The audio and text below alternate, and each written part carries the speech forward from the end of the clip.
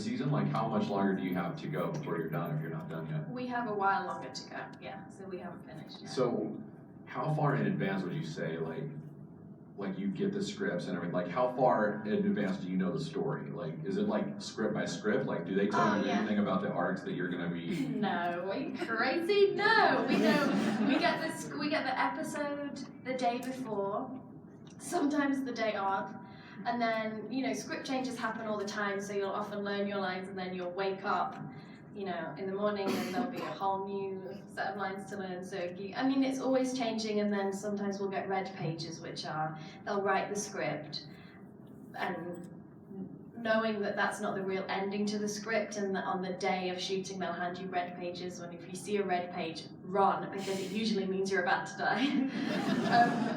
And there are pages that you can't print, or photocopies don't photocopy them, or something, some Marvel top secret thing. Maybe I shouldn't have told you, who knows. So then sometimes it changes just before you're about to shoot. They'll hand you a page and say, actually, this is what's happening. And then you've got to memorize it all right there. And right. Do yeah, it. Wow. Yeah. Right. I mean, we get a lot of takes. This is theater. We don't have to do it it's right. Not like, get it right the second time. Go. Yeah. Very good. Well, how do you feel about going to the audience? Yes, I'd love to. Great.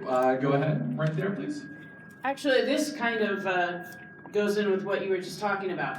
I was real curious. I can't think of another TV show that you start out the show, these are your heroes. These are the stars of the show. And then, oh gosh, one of those stars is a villain. So I want to ask about that. When did you guys find out that what was going to happen with Ward? And how did you as a cast react, or how did that affect you that suddenly instead of your cast of good guys, somebody you started this show with is now your bad guy? Yeah, it was crazy.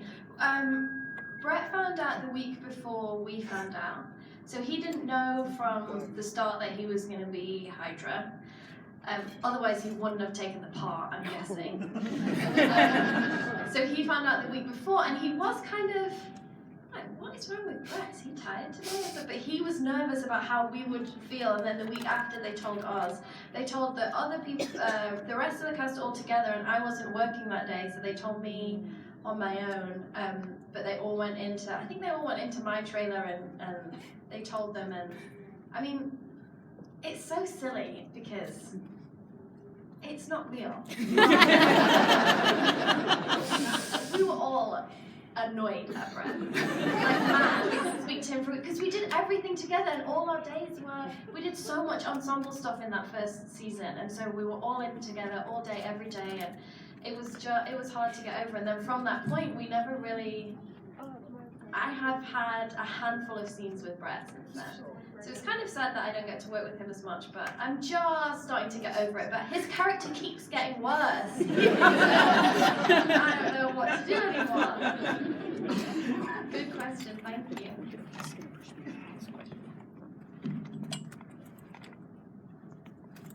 Okay, so I wanted to know what was your least favorite thing to shoot and why. Did you have anything that you were like, oh, I really don't want to do this or something? I mean, as much as I love Fitzsimmons getting together, it is so weird shooting kissing scenes. Right? I mean, I was so excited reading the script, I was so excited and so happy that it was happening for the characters, and then when it comes to shoot it, it's like kissing your brother. And Iain, he's not a bad kisser. Boy does good. Oh. It's just so strange. So I guess those scenes are the ones that I'm really happy for the characters, but it's kind of awkward too. Going off of that, how would you say your character of Jemma has kind of grown from even just the pilot to now? How would you can you say anything about that? Yeah, sure. I think from the pilot she was half a person in a way, because Fitzsimmons were always referred to as one character. And it was really cool to be in a double act, and especially at the start when there was so much pressure on the show, and there was a lot of expectations to have Iain always there by my side was so comforting and lovely, and I love their relationship, but throughout the seasons we've seen them grow as individuals and kind of have to stand on their own and make their own decisions, and that's been really nice to see Simmons kind of have to step up to the plate and be a bit more of an individual.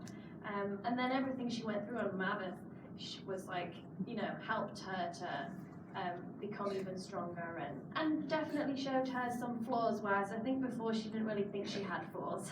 So now at least she knows what she needs to work on. Great. Go ahead, please. Hi. My question is kind of what you were just talking about. In the beginning, Fitzsimmons was like my favorite. The duo was just amazing. Like even the name is so great, and they just had this beautiful chemistry. And I was wondering, with all that's happened to each character, if you guys will ever get back to that kind of that kind of like beautiful. Yes.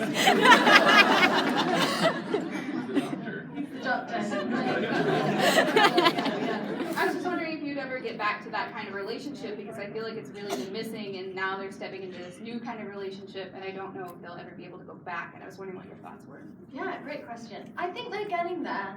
We've seen them kind of starting to work together, especially with, we saw them try and work together to get Will back, and there was a lot of tension when they were trying to do that, just because of all the different emotional feelings that are involved, but the fact that they were working well together, and I think that in the end is what has brought them back together, is that they work so much better with each other than anyone else, and if they want to solve a problem, the problem is greater than any issues that they're going through, so they're kind of forced to have to work together.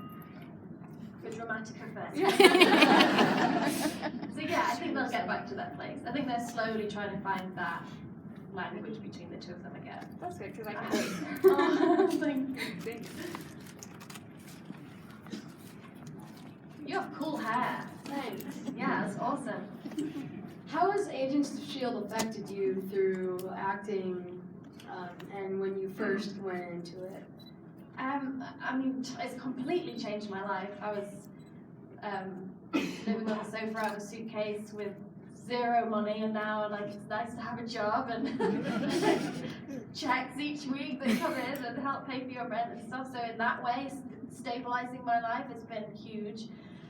And then also, I'd never done a TV show before where, usually always in a movie or a play, you know exactly where your character's going to end up, and you just have to figure out how you get there. Whereas with this, you have no idea. They can give me a script tomorrow that says, actually, you have a 10-year-old daughter that you just abandoned, and you just have to go, oh, okay, yeah. Like that this whole time. So you have to be a bit more flexible. And at the start, I found that tricky, because I'm kind of a control freak, and I like to know exactly what's happening. But it's good because it frees you up, and you just can kind of be in the moment a bit more, and so I think that's the main thing, acting-wise. Great question. Yeah, good question.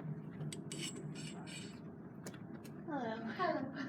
So I post live with a group every Tuesday night. There's 13,000 people, and we watch the show every night. We're just posting back and forth. Oh, awesome. So I asked them what questions they wanted to ask you. Yeah. And they wanted to know if you felt that the guilt that Jemma feels for Lash parallels the guilt that Fitz feels for what happened to Will, and how that's going to affect going forward. Yeah, I think at this point, every agent is carrying around some crazy amount of guilt for something that someone they've crossed off or couldn't save. But yeah, and I think that it in a way they're kind of more on the same level now, Fitz and Simmons, that they have experienced, the weight of their mistakes. So yeah, and everything with Lashes and I can't really say that. But yes. Thank you. That's got to be tricky because, you Oh my know, gosh, it's you the know, a little worst. bit. You probably know about a month ahead of us, right? Yeah. So, I Yeah. bet that's got to be just eat at you so much. Oh my gosh, I 'cause have you want nightmares. Yeah. because I would imagine you want to be able to talk about it, Yes, but you that's can't. the thing. Yeah, and when you don't want to spoil things, because part of the joy of Marvel is that they are so great at keeping secrets, but they keep the secrets so that it's the best for you guys to watch it and have the best experiences, and spoilers are the worst. So I just don't want to take away from people's experiences and get shot down by Marvel by some drone that is obviously listening. We know they're in here. We just can't see it. Go ahead. Hello. Thank you for coming to St. Louis. Yeah, thanks for having me. I actually am a chemistry student, and wow. I was wondering, me and my friends just love you. And as someone I who's do worry about what people that actually know what they're talking about think about. Right, so they look like you're talking about. you like to watch the show and go like, I know what that is. Oh, cool. And then my family's like, I don't get it. But as someone who struggles sometimes to say all of those big words, how do you deal with it? I mean,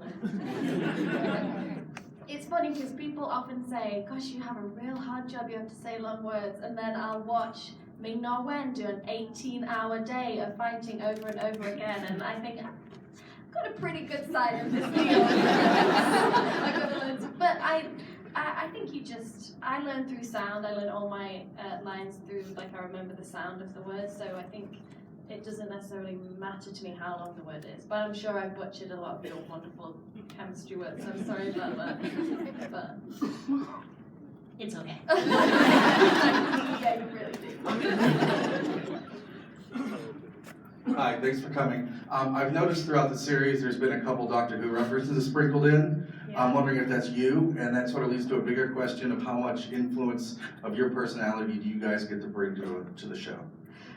Great question. I mean, all our writers are huge sci-fi geeks anyway, so that was them.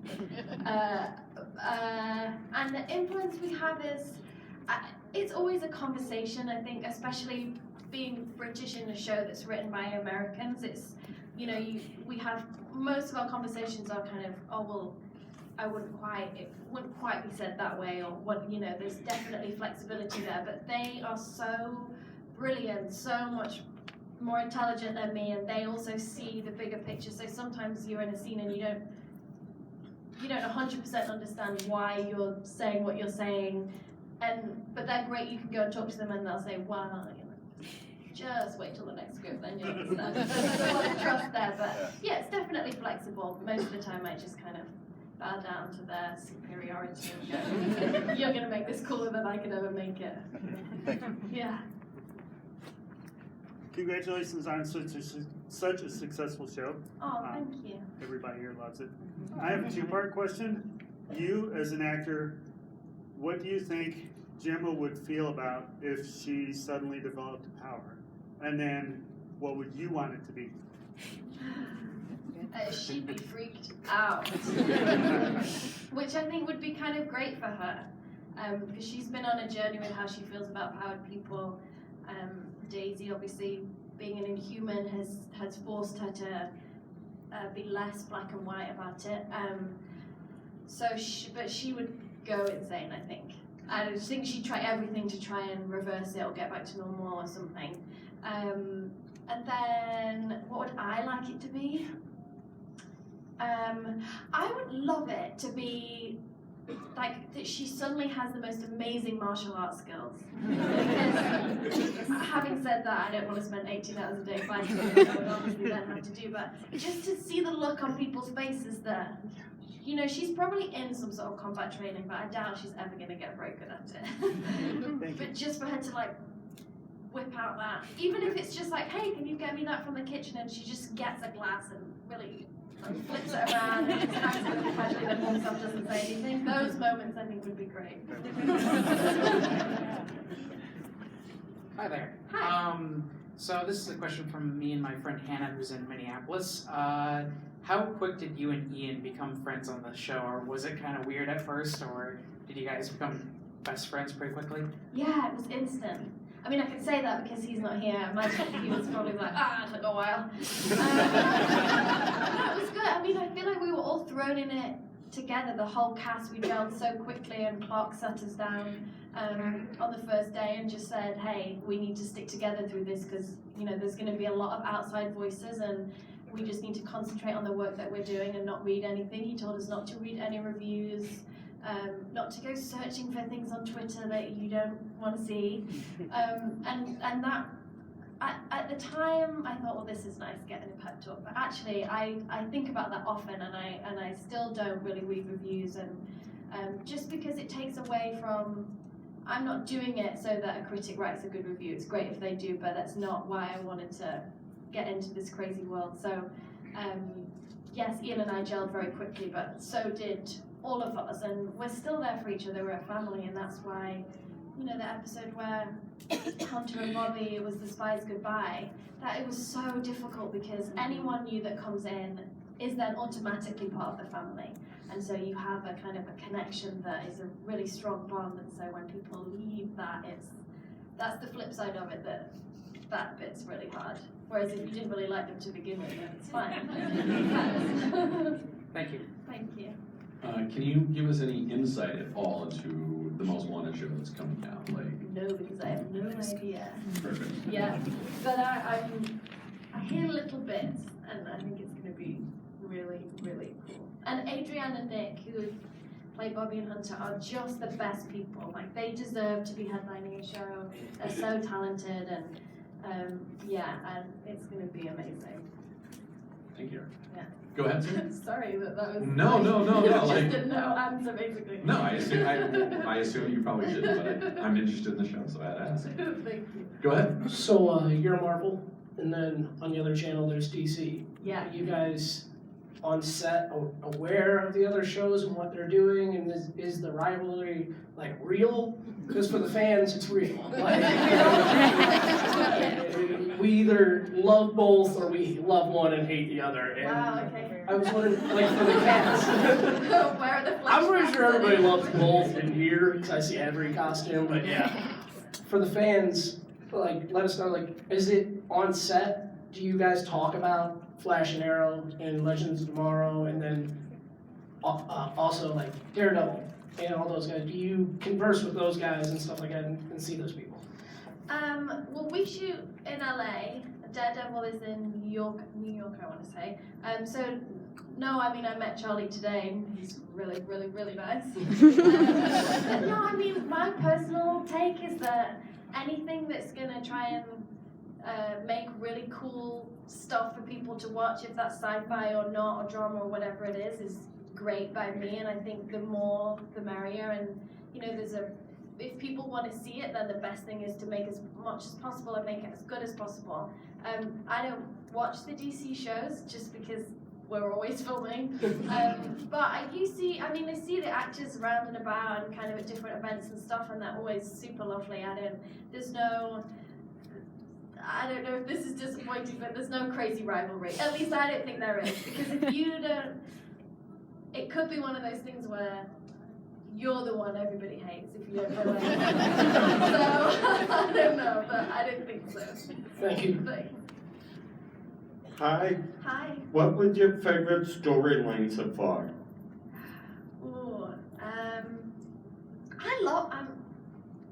don't know if loved is the right word, but I thought when Coulson's hand got chopped off, that was, I don't know, I just thought it was so cool. I didn't see it coming at all.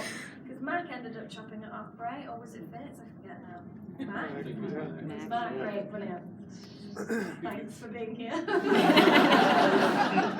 I just thought that was so cool, and then the different versions of his hand, and seeing Coulson kind of have to deal with something again, and I think we saw him go through some kind of deep questioning times. I felt like I love seeing Hot do those scenes because he's so brilliant at the light stuff, and then seeing him do kind of the darker side of Coulson, I think he's just a brilliant actor, and I think there's nothing he can't do. So and also I'm obsessed with Agent Coulson, so I just think anything that adds to his kind of journey, I really like.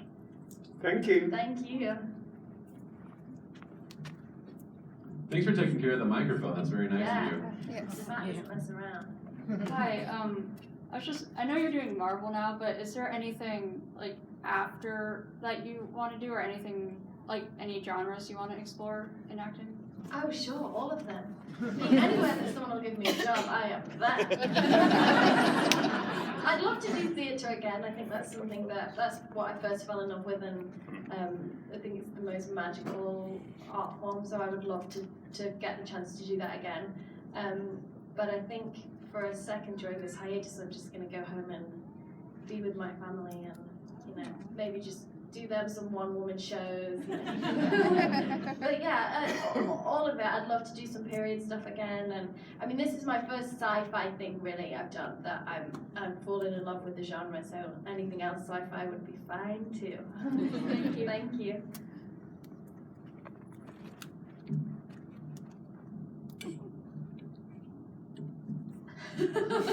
Thank you. Perfect. I have two quick questions for you. One is, currently we're seeing Jemma deal with not only the guilt over Lash, but I think she's also feeling very incompetent or helpless, which I think she's forgetting that she kicked ass on Mammoth and survived on her own. So Right. do you ever feel, is there anything that Gemma's doing or has done that you just kind of cringe and go, why are you doing that, Jemma? Oh, all the time. Yeah, all the time.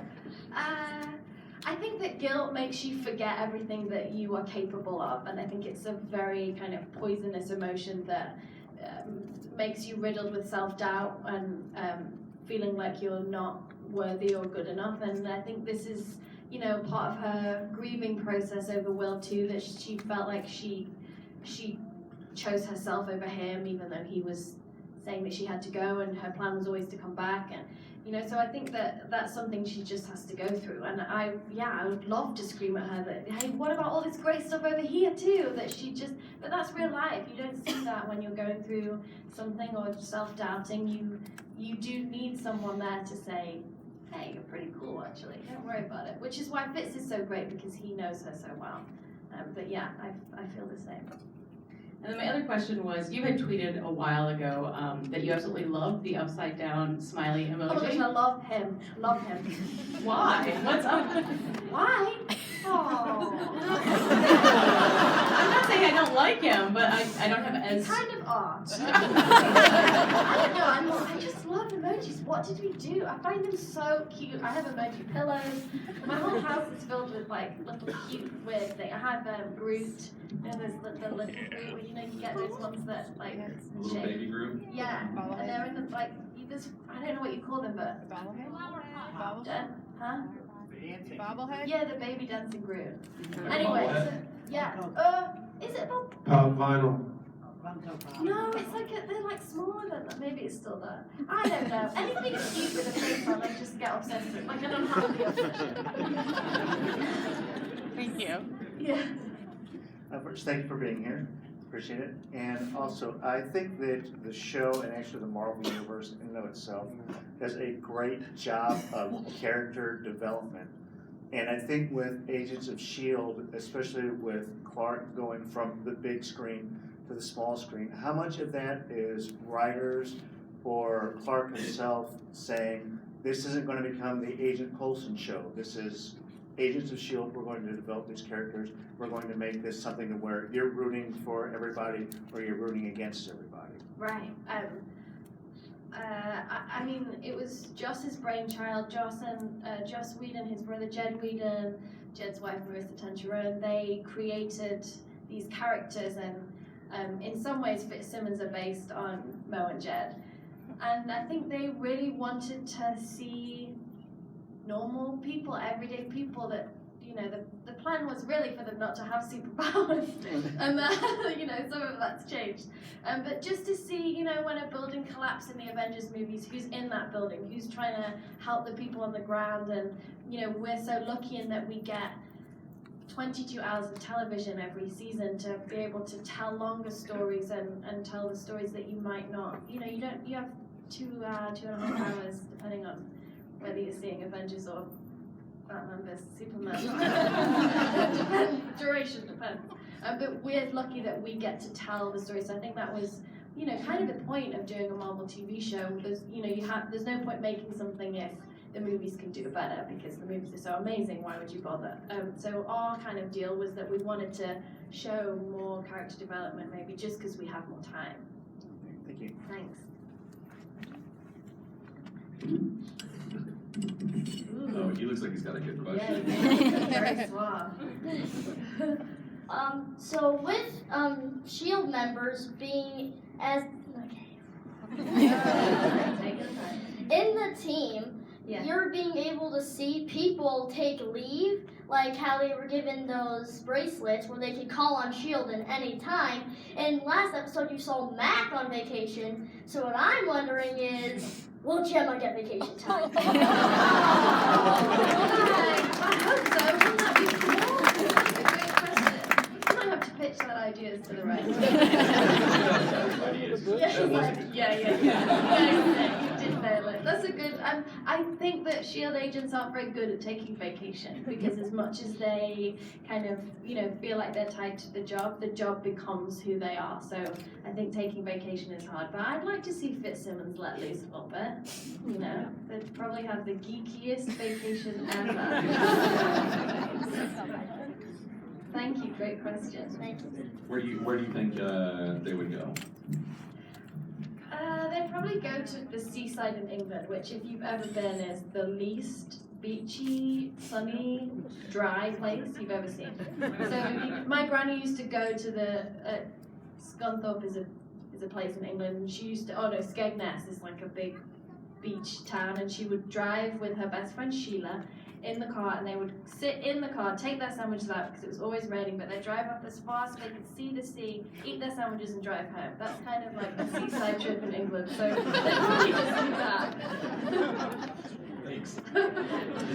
You want to come? Right? I can't wait. I can't wait. Let's go right now. Hi, thanks. I really enjoyed your episode where Jemma got to be undercover in Hydra. That was just such a cool, stylish episode. I really loved that episode. Thank you. And I'm wondering how you felt acting once everybody realized Skye was an inhuman, or that something was going on. You didn't know what was going on at the time. And Jemma had one of the most striking reactions to that she was just like, I'm shutting this down, people, Yeah. So how did you feel when you read that you needed to do that, and how did you feel acting it? I think you don't always get to be the good guy in that episode, and it feels nice when you are and everyone likes you. But I thought that was a really, I felt she was brave voicing an opinion that she knew was going to be unpopular and that she didn't even really like, but kind of she wanted to be loyal to science and say that this is an option and maybe, put that option on the table. But it's tough. I think what our show does really well, and something I'm really proud of, is that we do show, lots of different opinions and different options, and we let maybe the audience decide what they think, and it kind of parallels a lot of what's happening in our society about, accepting people that are different, and some people don't want to accept them, and what's the alternative. And so it's kind of a nice kind of Marvel prism to try to raise some issues without it being too didactic. But yeah, Simmons doesn't always have. She doesn't always have, like, she can't see the big picture sometimes. She just sees a solution and she wants to, or a problem and she wants to find the solution to it. And life doesn't work like that. But Excellent, thank you. I do really appreciate that Marvel does show so many different social aspects that, there are a range of reactions that are very human. Yeah, awesome. Thank you very much. Thank you.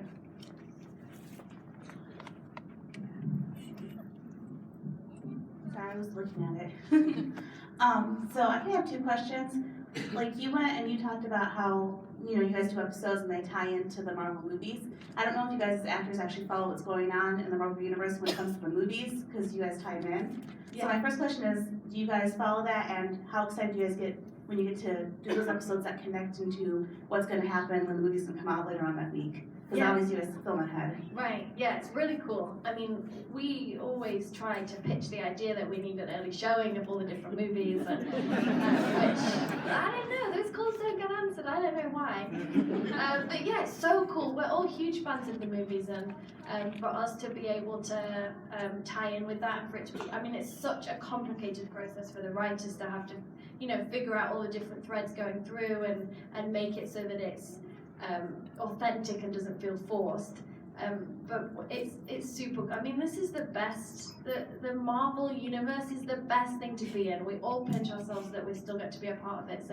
So yeah, I can't wait for the movie to come out, and I can't wait to see how that affects our show. Cool. And my second one's more of a personal question. You said you did theater before. Yeah. Was there ever a time in your life that you wanted to be something besides an actress? No. I mean, I toyed with the idea of being a doctor and, you know, wanting to. I just love people. I'm fascinated by people, and so it kind of made sense. Maybe I want to help people, but no, it turns out I just want to be them. I think you always try and have backup plans, and I've had a few of those, but nothing that is. So when you're not that, you're gonna be a doctor. Yeah, right. That's easy, huh? Just go be a doctor, sure. Thank you. Thank you. Thank you. Thanks for coming. Yeah, thanks for having me. So, as an actress, getting to come into this world where there's a ready-made fandom for you, pretty much, and it's deep and wide and huge. But that experience, as well as getting to work with some of the cast, you had Clark Gray, Edward James Olmos, Kyle MacLachlan, Lucy Lawless. Yeah. They have their own fandoms, and now they're all tied together, and what the gravitas that these actors bring. I'd just be interested in some of the experiences or what that has meant, or if there's a cool story, something. It's crazy. I mean, the people that we get to work with is just, I mean, it is insane, and it's one of those real out-of-body experiences that sometimes I'll just kind of glance at Clark in the scene, oh my god, that is Coulson, and I am in a scene with him. It's mad, and at the start, saying before there was a lot of pressure on the show, is that I never felt nervous, really. I always felt very safe. As soon as, I mean, you guys were so kind to us the second that it came out, and I was nervous about that because Marvel is its fans, and it wouldn't be what it is without you guys, and so to feel accepted into the Marvel universe, as soon as that happened, then everything else I knew would be fine because, you know, Marvel is so established and they know what they're doing, and we felt like we were in very safe hands. And then the guest stars that we get. I mean, Samuel L. Jackson, give me a break. The first time I had a scene with him, and I was very, very, very professional. I was in the hyperbaric chamber, as you do, and I stayed in it. They were like, Elizabeth, we think you should probably stay in here between takes. I said, yeah, absolutely. Keep me like contained so I can't go and make a fool of myself. So the scenes went really great. Didn't say anything too stupid, like kind of stayed professional and polite and everything, didn't have any freakouts, could not believe it. After the scene is done, I'm kind of on cloud 9, right? And then I was driving at the time, kind of a beat up car. And we'd have to park further away, and then we're so lucky they would bring our cars to where the trailers are. So my car comes around the corner, and I mean, it was an old banger, right? So it came around the corner, and it was called Kevin. I named it because I wanted to love it, so I did Kevin. So Kevin comes around the corner, and it's just so funny because there's real fancy cars on the lot, and then Kevin comes around the corner. And I was the person that was driving it. I was like doing the Kevin dance, which is this weird dance, and because I was always, it's just funny to see him, Kevin, the car on the, I don't know if this is a great story, but basically, I was doing the Kevin dance as Kevin was coming around the corner, and who walked out but Samuel L. Jackson? And I had my back to him, was doing this like weird wiggle, and he was my old beat up car, and I turned around and he was like, hey, good. Well, there goes everything. But he was very nice about it. So it's just, I mean, moments like that when you are, you know, just being your goofy self, and here comes this huge movie star that turns out to be a normal person too. That's kind of crazy. Thank you. Thanks. Well, I hate to say this, but I think we've probably only got time for one or two more questions. So just giving you and Lion the warning of that. Hi. So I think one of my favorite parts in the show is in season 2, I think, when Fitz has sort of been like hallucinating that Simmons is there like the entire time. and then she comes back, and there's just this like block between them, and I just wanted to know like how you felt about like that kind of plot twist. Yeah, I loved it. It was interesting to play someone's imagination of you, because I kind of had to, all my motivations were Fitz, not Simmons. So it was kind of funky to try and figure out how to do that. But then, those scenes when real Simmons came back, I mean, boy, Iain just blew me away in all of those scenes. He really did his research on what people go through when they have some sort of brain kind of injury or trauma, and he was just amazing. And so every scene I had with him, I would cry, because I, as Elizabeth, found it so sad, and I just couldn't help it. He had this little shake in his hand, and he would just have all these mannerisms that, I don't know, you could just see so much behind his eyes, and the producers had to come and tell me, you can't cry in every scene. You've gotta hold something back. I am trying, but you don't understand. You need to look into Iain's eyes when he's doing this. So I felt very lucky to get to play opposite him in those moments. But yeah, there was definitely a block between them. Thank you. Thanks. All right, so this is going to be our last question.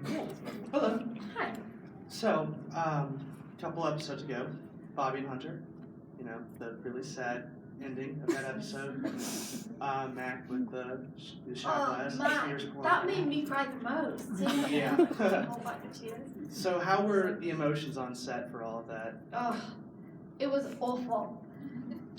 We do a read of the script before we start shooting it, and we couldn't. Paul Z wrote that episode and has gone on to created the show.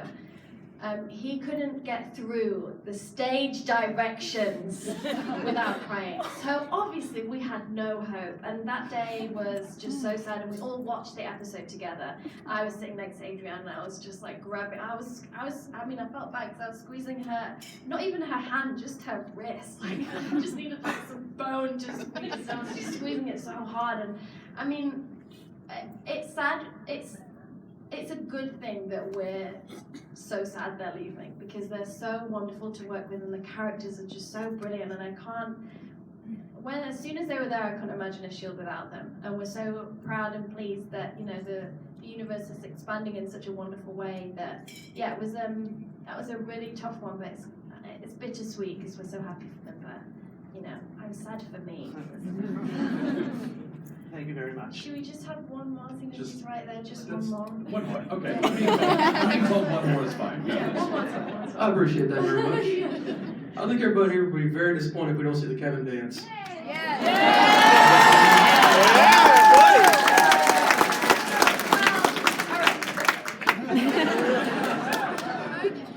I can't dance, by the way. Neither can I, it's all good. This is the whole point, really. So imagine you're Samuel L. Jackson. And this is like way down there, Kevin is coming around the corner. And it's more like, it's